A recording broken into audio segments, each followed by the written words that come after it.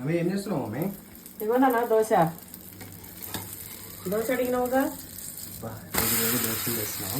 చల్లగా ఉందంట వచ్చి తిన్నా. మమ్మీ తింటా. చూడండి వేడి వేడి దోశ. ఇది మా డాడీ కోసం, ఇది నా కోసం. ఫస్ట్ మా డాడీకి ఇచ్చేద్దాం.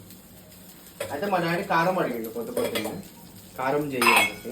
ఇంకా మా డాడీ కోసం అని చెప్పి స్పెషల్గా కారం అయితే చేసింది మా మమ్మీ.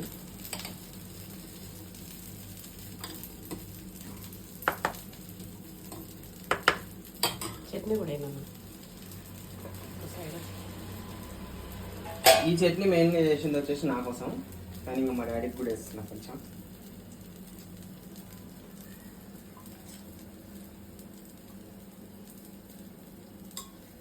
డాడీ వచ్చేసింది.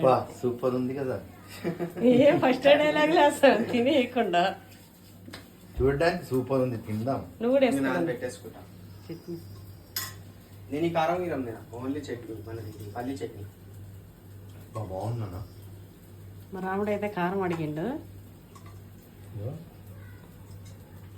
నేనైతే ఇంకా చట్నీ అయితే మొత్తం దోశల మీద వేసుకొని తింటా, మొత్తం ముంచుకొని తింటా.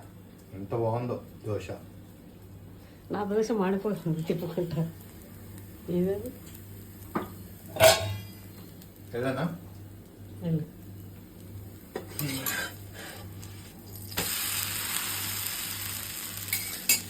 చూడండి ఇట్లా దోశల్ని ఇట్లా తడిపేసి ముంచేసి మీలో ఎంతమంది తింటారు కామెంట్ చేయండి. నేనైతే ఎప్పుడు ఇట్లా తింటా.